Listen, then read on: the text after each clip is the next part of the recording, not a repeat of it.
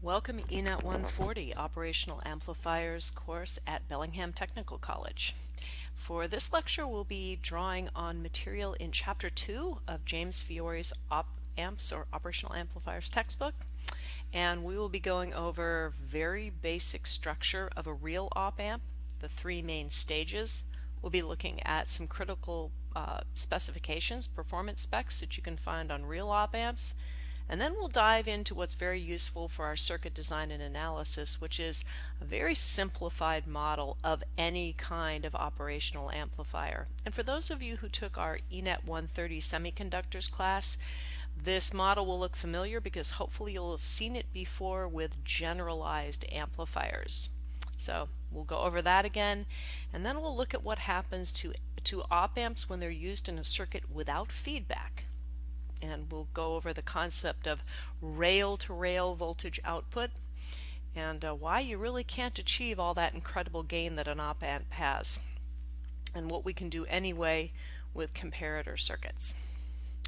So let's dive in. What is an op amp? What is an operational amplifier? Well, effectively, it's a lot of cascaded transistor amplifiers whose gains multiply. That's really the essential characteristic of an operational amplifier. There's some other specialized characteristics that make them very easy to use in circuit design.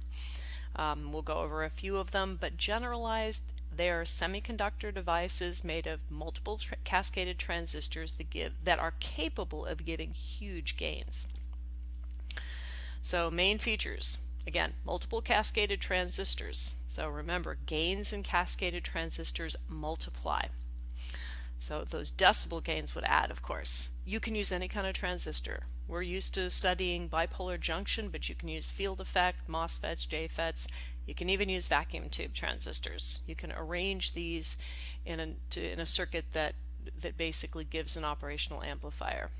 You're always going to have two inputs, one that's inverting and one non-inverting, and this is a concept that we touched on when we went over the differential amplifier, which in fact is the first portion of every operational amplifier. We have a single output of the circuit, which of course is typically referenced to ground and will generally feed another circuit.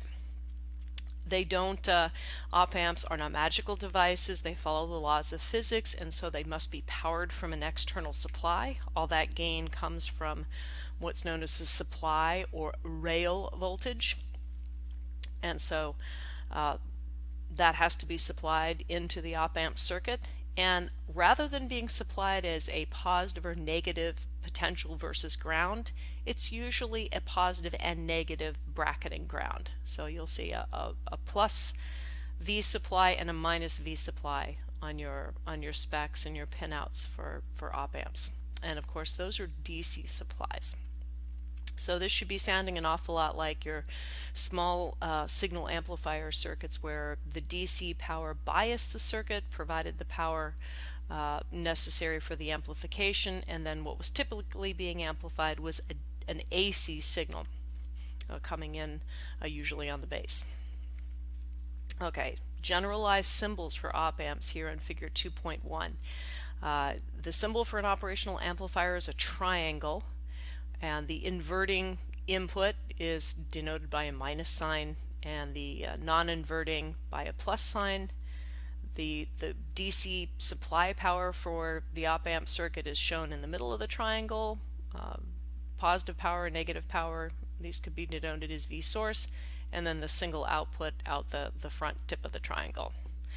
And as a note, the power sources for the circuit are also known as rails. So when we talk about a comparator circuit op amp with no feedback, you might hear the term that the output slams from rail to rail. And what that simply means is that output power is assuming a value that is equal to this or close to the supply power, which is exactly what it's supposed to do if it's used as a comparator.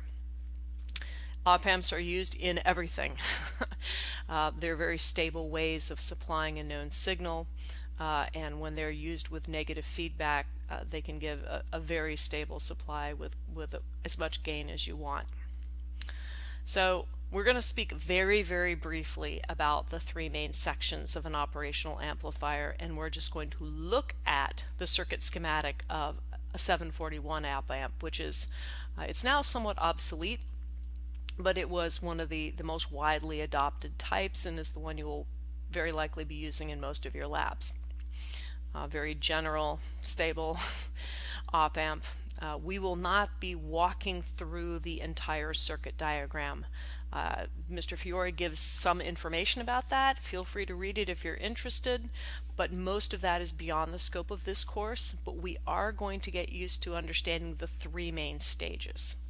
So those are, first, stage one, the input stage for the entire op amp circuit is a differential amplifier. So we went over that at the end of chapter 1, so that's where we have two inputs, and then the outputs of that differential amplifier will reject signals that are in phase and common amplitude coming in on the two inputs, and it will end up giving you the additive sum of signals that come in out of phase. So this is also where we get that inverting, non-inverting input character that's pretty much key and common to all op amps. It's coming from that diff amp or differential amplifier front end. So the output of that differential amplifier then goes to our high gain second stage, where there'll be several cascaded transistors, basically anything where you have the output of one going into the base of another, or the equivalent for field effect. And then beyond that, we need to get all of that amplified signal out of the circuit. And if you remember the limitations of small signal amplifiers class A and B, you'll remember that a class A amplifier is very inefficient, and it's very subject to clipping and other kinds of distortion when we try to go to high power. There's only so much signal amplitude that can come out for a given biasing situation. Class B or AB uses two amplifier circuits, basically sacrifices one entire half of the waveform in each and then recombines. And so it operates way over at the edge of the load lines. So operational amplifiers use that class B or AB type of output for power efficiency. So we can actually get all of that gain out of the circuit. And if you need a refresher on small signal amplifier and power amplifier classes, check the modules of your Canvas page for this course, and there should be a notes section from James Fiore's Semiconductors textbook that went over Class B operation. But it's basically a review of your AC and DC load lines and a view of what's necessary for that Class B operation. But you definitely need two transistors that you recombine. So here in figure 2.2, there's a basic sketch of these stages, so we can start over here on the left with a circle. This is, hopefully you all recognize, a differential amplifier with the tail, and we have our tail with the common emitters, and we have our pair of transistors, our bipolar junction transistors, with our VIN not in VIN inverting coming in on the left transistor, and our VIN non-inverting coming in on the right. And so the collector signals would be gathered at these points and then fed into Q3 and the diodes, which are going to be acting as there's really not a cascade because there's only one transistor, but this middle portion would be our gain section, and then this pair Q4 and Q5 are effectively giving us our Class B output. So each one of these is going to output half of the wave of the amplified signal, the positive going and negative going, and then they'll recombine at the output. So we reconstruct a whole waveform. So that's basically the essence of Class B operation. Very efficient. The transistor is not, or the amplifier circuit is not drawing power unless we're putting in a signal. So that's what makes it so much more efficient than Class A, and way less danger of clipping. These are highly amplified signals, so we definitely don't want to clip off all of that nice amplitude that we generated. How are these made? Well, you could literally build a circuit like this. Here's a little bit more complicated one with your differential amplifier using field effect transistors, and then the output amplifier portion as BJTs. So you could literally build one of these on a breadboard if you wanted, but given how complex even a modest op amp is, as you can see here in figure 2.4, this is our 741. This is a lot of transistors to put together. And as you recall, in the differential amplifier, to function properly, we really need that circuit portion of the circuit to be symmetric. And if you remember how betas change with temperature, the gain on individual bipolar junction transistors is very temperature dependent. We need those betas to be pretty much exactly the same. And that same kind of need for uniformity holds all the way across the circuit in some form or another. So there's a tremendous advantage to basically fabricate these types of circuits monolithically with semiconductor technology. So these are made from like a single crystal of silicon with photolithographic techniques, and that keeps everything the same temperature. It's very small, it's easy to package, and so you tend to get better properties. Yes, you could build it. It would not work as well as it would with monolithic design.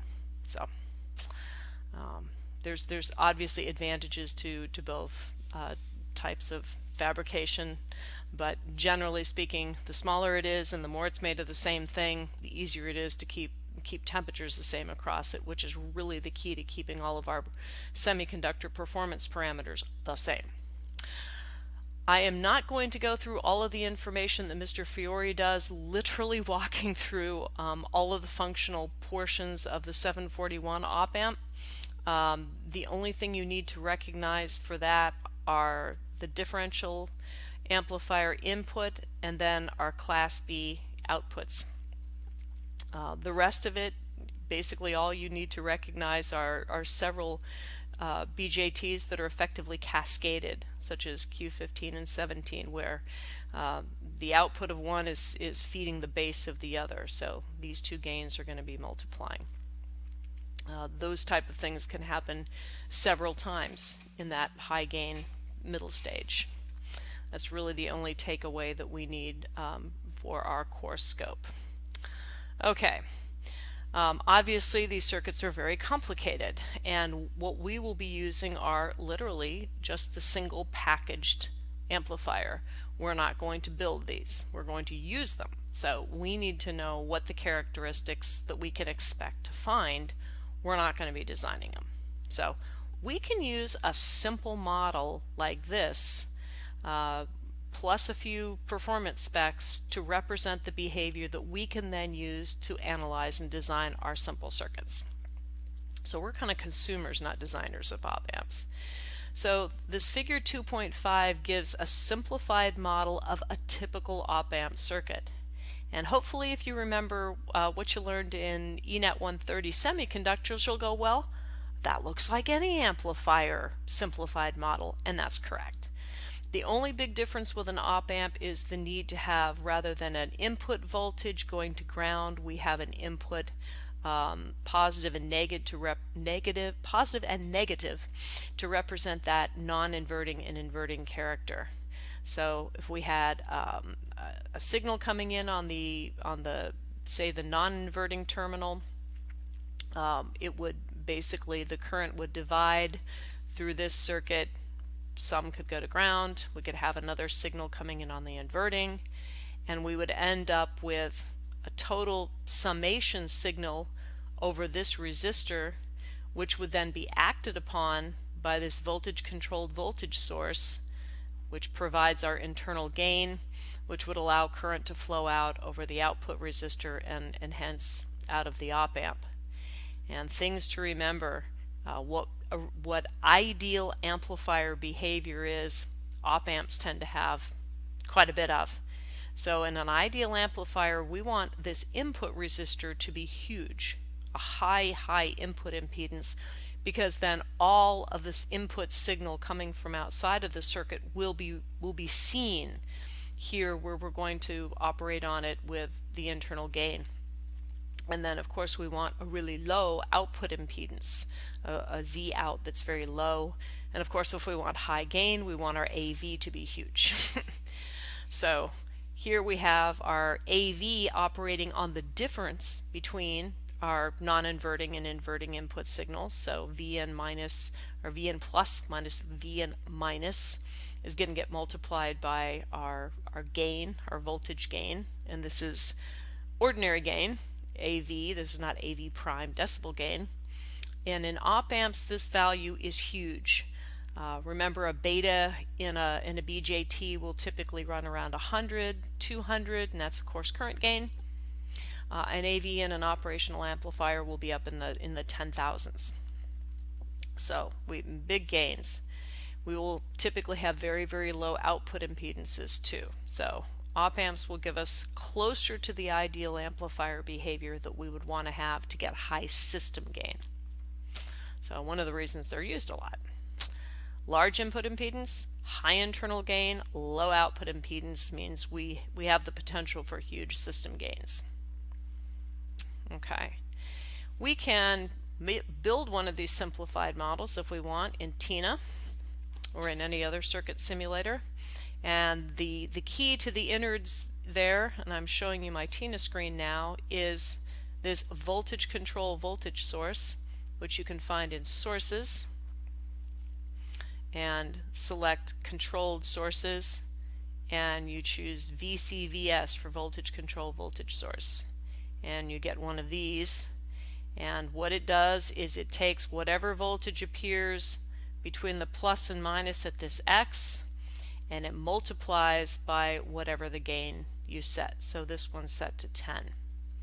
So I have a 5 volt positive coming in. It will drop some over this resistor depending on the total current. It'll drop more over this resistor, and then it sinks down to ground going through a -5 voltage source here. So this would represent the inverting and this the non-inverting, and current would flow.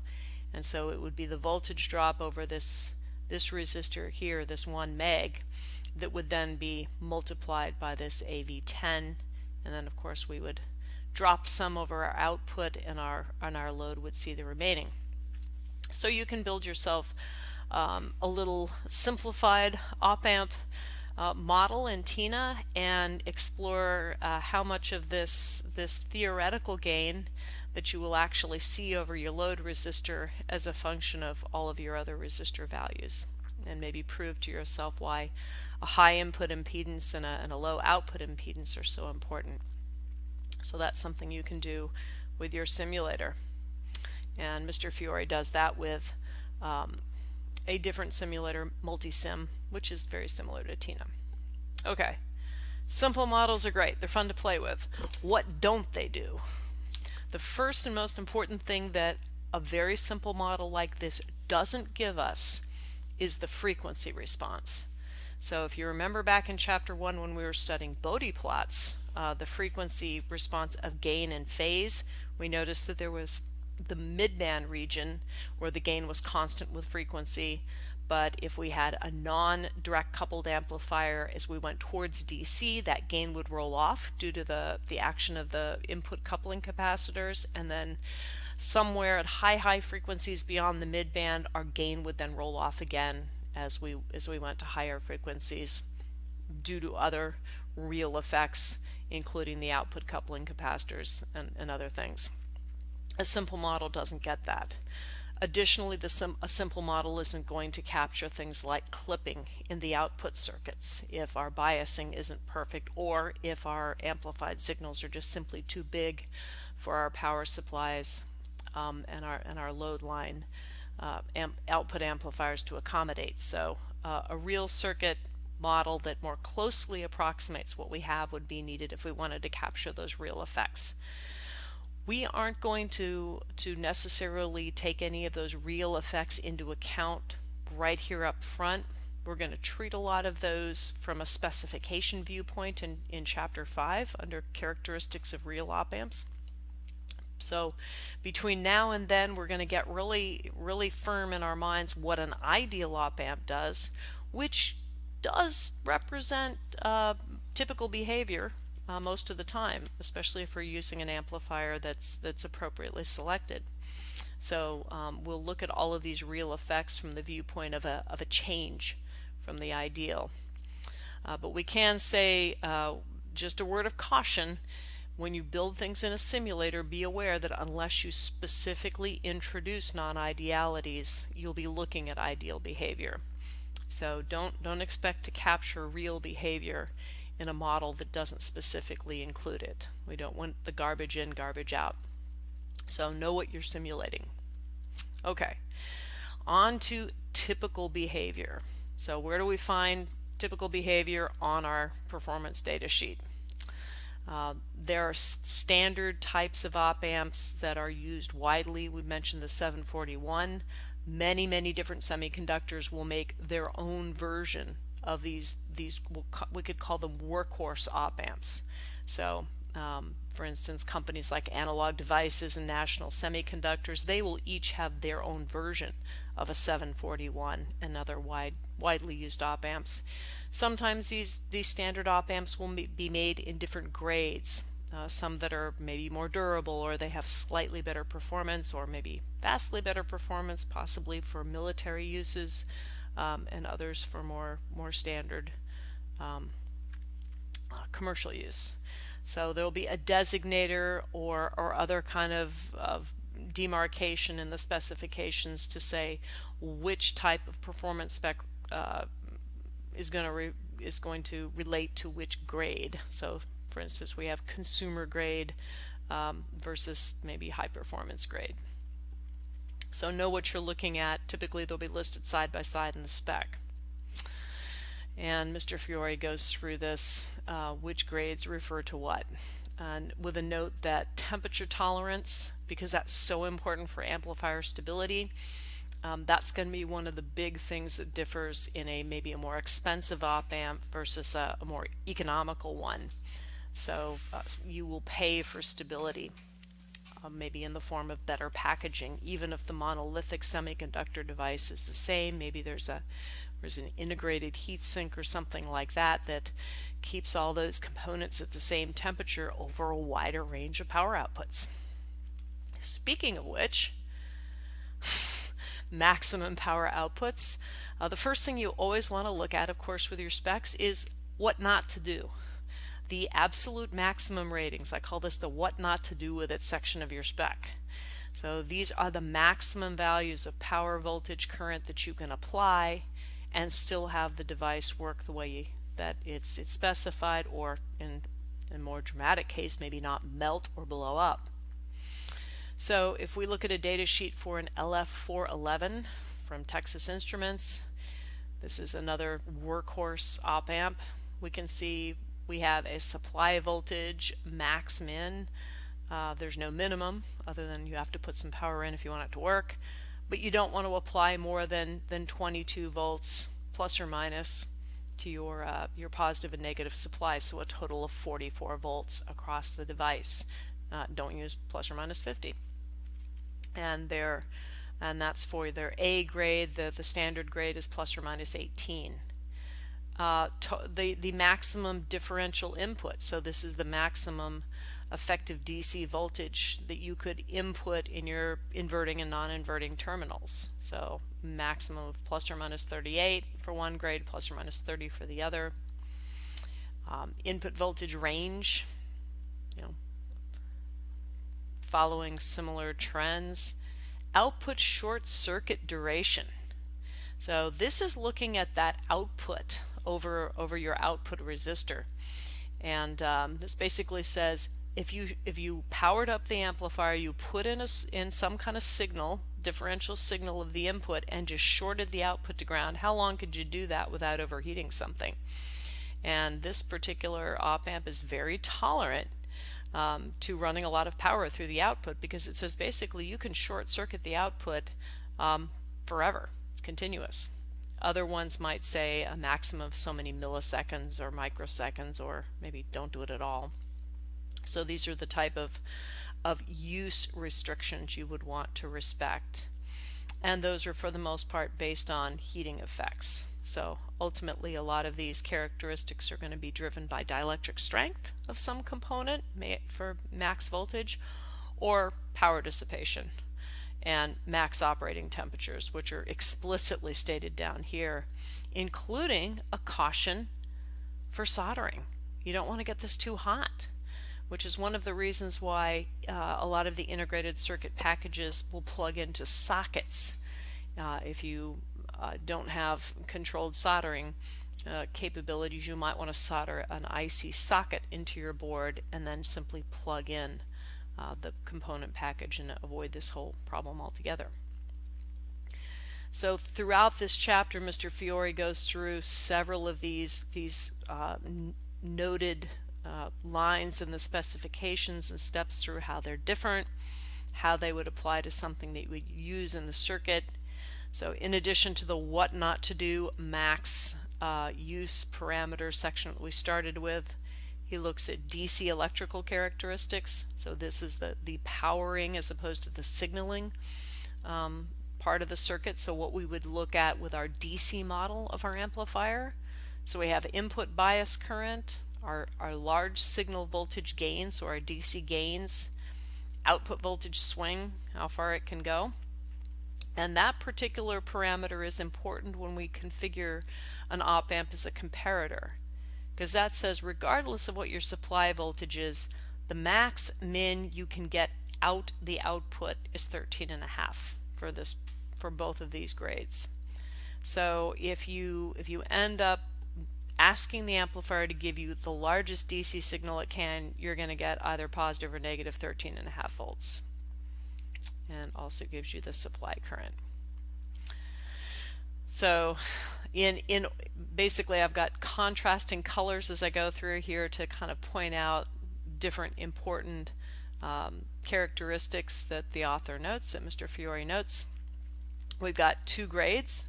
So basically they're listed in columns, so don't read the wrong one because you might apply too much voltage or be expecting to get more power out than you can. In red, I refer back to that what not to do section, the max ratings, what voltages and currents not to apply.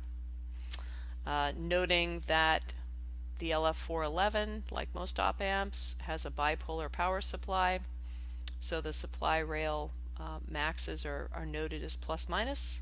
That's that plus and minus leads that are basically down in the center portion of the triangle on the circuit symbol. Max power dissipation, little over half of a watt. This is a very small signal device. It's probably got a heat sink just to keep its temperature uniform, but a huge voltage input tolerable, 30 volts. It's quite a bit for something that's not dissipating much power, and a lot of that big voltage input comes because it has that very high input impedance. So we're not gonna get a lot of current flowing in that input circuit as a result of that 30 volts. We're going to turn all of that into signal rather than heat, which is nice. And we mentioned that the output of this device is pretty bulletproof. We can short circuit it indefinitely without melting it. So the rest of these sections step through those boxed DC characteristics that Mr. Fiore thinks are important for us to know. The input bias current, which is the actual current flowing between your inverting and non-inverting terminals. In an ideal op-amp, it's 0 because we assume that our input impedance is infinitely high. And that's a very important design parameter that we use when we're stepping through idealized op-amp design, because we can effectively say if the input impedance is infinite, we can start establishing virtual grounds that give us some ease in circuit design. But in reality, no input impedance is infinitely high. So we're going to have a little bit of current flowing. So the input bias current is a measure of non-ideality for that input part of the circuit. It should still be really, really small though. Voltage gain, this should be huge, 10,000. In this case it looks like it's 20,000. Again, do not expect to get it. what you'll get is that output swing that's limited by the rail voltage. And then there's some notes about the type of output circuit we have, our class AB follower. So that's basically half the signal put together from two different circuits. So output signal amplitude is limited only by the supply voltage, and that's where it comes in. So that's why we're not using a class A output. And standby draw current, again, should be very small. And again, as a review of your Class B and AB operation, standby currents for Class A amplifiers are fairly big. They're on all the time, even if they're not amplifying a signal.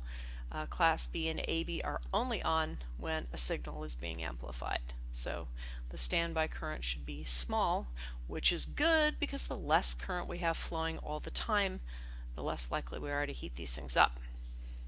Okay. So that's it for just real basic characteristics. We've had a little bit of a review of what a spec sheet looks like, how op amps are named. So now we're going to dive into a comparator. And you can think of this as how op amps would work in a circuit if there's no feedback.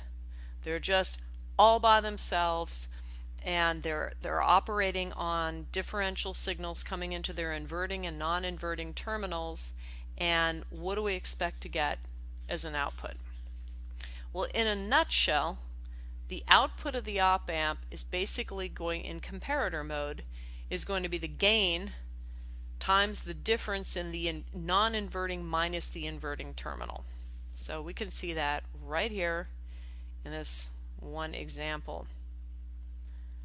So V out is our voltage gain times the difference in the two input signals, and it's always non-inverting minus inverting, regardless of the actual polarity or sign of the two.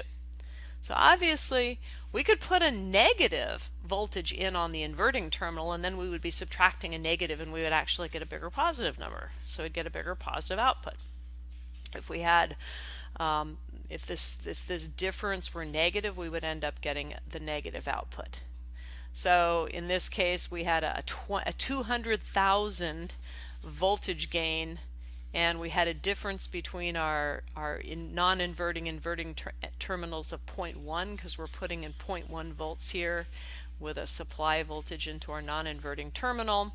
So theoretically, if we had enough power being supplied, we would get 20,000 volts out of the output, which would maybe arc. We don't. What we actually get is the supply voltage discounted by a certain amount. And that discounted amount is given by that line called the swing voltage, the output swing. So that's what you get. And if you don't have a listing for the output swing, you could probably approximate it by the supply or rail voltage. So basically in comparator mode, you're going to get either the positive or the negative swing voltage, depending on whether the difference that you're putting in at the non-inverting minus inverting terminal is positive or negative. So you're literally going to slam from one end of the output total capacity, voltage capacity, to the other. So you're going to get 13.5 or minus 13.5, nothing in between. If we want to go in between, we're going to have to go to feedback circuits, which comes later. But as it turns out, there's a lot of interesting creative uses for a comparator for something that literally has just two outputs. And one idea you might have is a digital circuit. So basically we have either high or low output, which you'll find lots of uses for in our ENET 150 digital class. So the rest of the chapter here goes over different examples of all of the creative ways we can use everything we learned in DC circuits to give us different values coming in on those two terminals. And probably one of the most interesting ones here is in example 2.1, where we actually have a real-life use. We've got a photodetector, a cadmium sulfide photodetector, and its resistance changes depending on how much light it gets. So it's either got 1 meg or 100 ohms of resistance, and it's configured as a voltage divider being fed by that plus 15 volt supply. So depending on whether it's light or dark, this first resistor, the cadmium sulfide device resistance, is either going to be really huge and drop most of the 15 volts, or really small and drop not much of it. Well, depending on the actual voltage of this node, we'll call it A, that's either going to make the difference between node A and our inverting terminal positive or negative, and it will change the output from plus 13.5 to minus 13.5, because this is limited to our 13.5 output. So we can basically use this as a switch, as a controller switch that might turn on maybe a string of lights when you need to light up a little walk path or something. Another interesting application is making a square wave. So we could have a sinusoidal voltage signal that's maybe coming from a generator, and you ever wonder how your function generator might make a square wave? Well, it might use an op-amp comparator. So we could input a sinusoidal signal here into one side, into our non-inverting terminal, so it's going in here. And then we can have a fixed reference voltage at the inverting terminal, and anytime the non-inverting is higher than the inverting, the output's going to be positive 13.5, and anytime it dips below, it's negative. And that'll end up giving us a square wave that switches back and forth at the reference voltage. So you can literally just do a square clipping of different portions of this and adjust the duty cycle and the amplitude by changing your reference voltage. So you can go through and look at points on your curve and decide how you would set this to get a higher value, and maybe change the duty cycle if you needed to. So those are just a couple of examples of things that you can do with comparators, and that's the main focus. If you're interested in material science and would like more info about monolithic design, I'll refer you to Figure 216 in the latter portion of this chapter. This is definitely beyond the scope of the course, but it's of interest to many people, especially those of you who might be going into that branch of engineering. So it's a good review of some of the things that you probably saw in semiconductors, but is not the main focus of the course.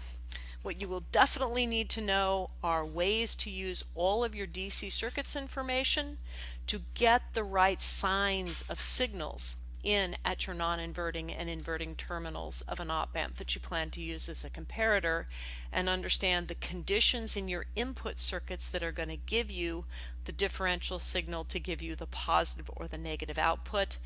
And you'll be expected to understand what kind of output to expect to get based on the specs of that op-amp. So that is it for our discussion of basics of op-amps, innards, internals, very basic, and the application of the non-fedback op-amp in a circuit as used as a comparator. So looking ahead into the course, we're going to jump into feedback in our next section and look at ways to use an op-amp with feedback and give ourselves a lot more options for output.